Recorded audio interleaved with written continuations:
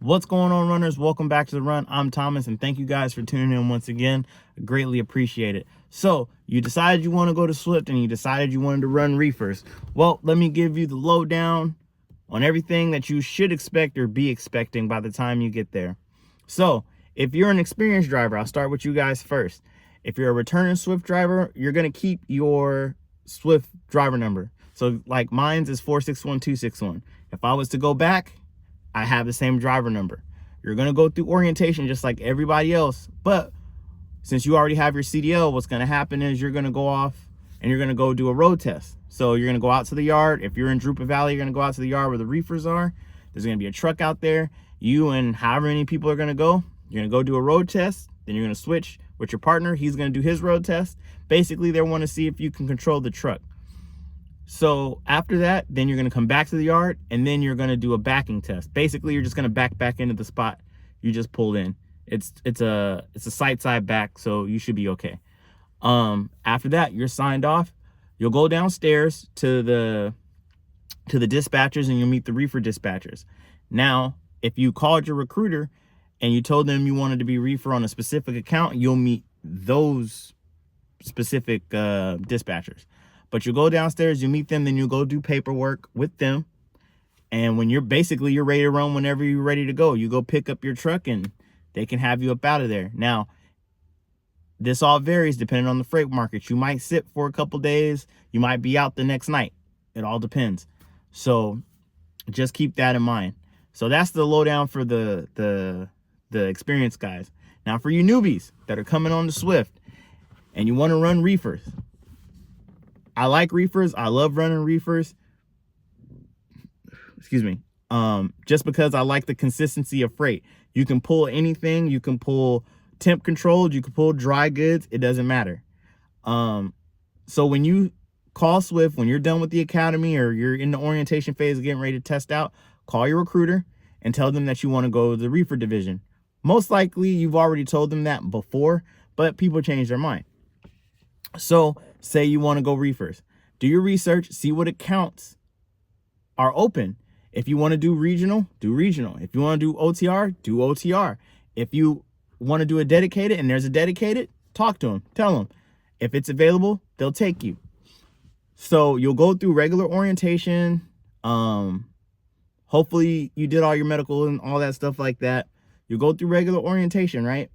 After that, you'll go downstairs and you'll meet the dispatchers and they'll tell you like what's going on and what's going to happen. Now, here's something, this is a little side story. Here's something that I didn't know, or I didn't know was possible, but anything is possible in trucking, right? When you go out with your mentor, make sure your mentor is a reefer mentor if you're going out on a reefer truck. I had a guy that my second stint at Swift, he didn't know anything about the reefer trailer because his mentor was a day cab guy. They just did local runs all day. So he got the driving and the backing aspect.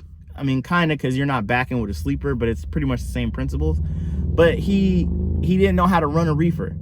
Now, when I mean run a reefer, when you're with a reefer mentor, they're going to teach you how to start it, how to pre-trip it, how to start it, how to look for any issues with it, how to fuel it, how to inspect the trailer fully. That means the outsides, the insides, the doors, the chutes that allow the air to flow through, all those things. They'll show you how to set the temperatures, and it sounds easy, and it fairly is once you get the hang of it, but reefer trailers are heavier, so you're gonna have to learn, you're gonna have to be careful about the weights. Usually the people that load them are careful about the weights, but you got to pay more attention to the weights because that trailer is heavier. Also, you got to pay attention to the doors and the insides because they bring pallet jacks in there and they'll ding up the sides of the door, or the walls of the trailer, and that can make the trailer unserviceable. Or it can make the doors, they can bend the doors and the doors don't seal properly and it doesn't maintain the air properly. So those are the things you need to look out for. The guy that was in the training with us, he never knew how to do that. And they were about to send him out on the road and they didn't even know.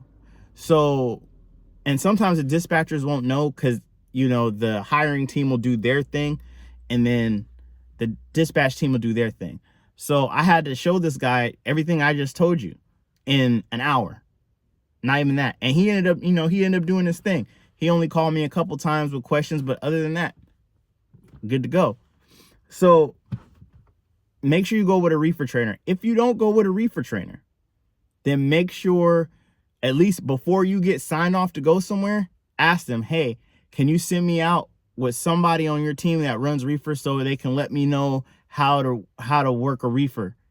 Because they'll send you out there and then you don't know what to do, and they'll be like, well, why didn't you say nothing? Don't be afraid to talk. Don't be afraid to tell them that you need a little extra training. It's okay. They got to pay you, and they're going to pay you. They'd rather have you be prepared than unprepared. So hopefully you get a reefer trainer, then you get on the right account, and then you run. So running a reefer trailer, you're going to be running with that thing on in the back.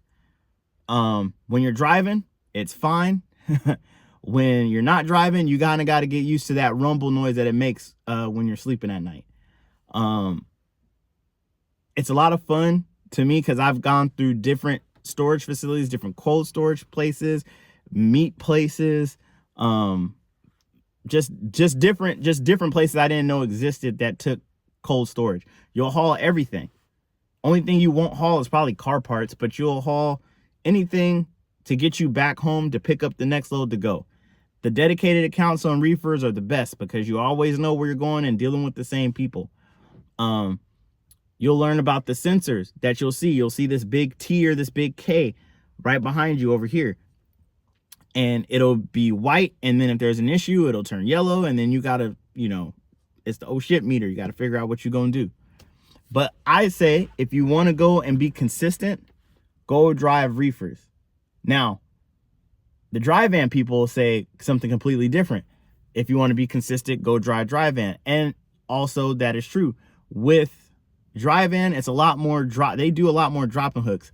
They do some live loads and unloads, but it's more, hey, we're dropping a trailer, picking up an empty, and you're heading. You're doing what you got to do.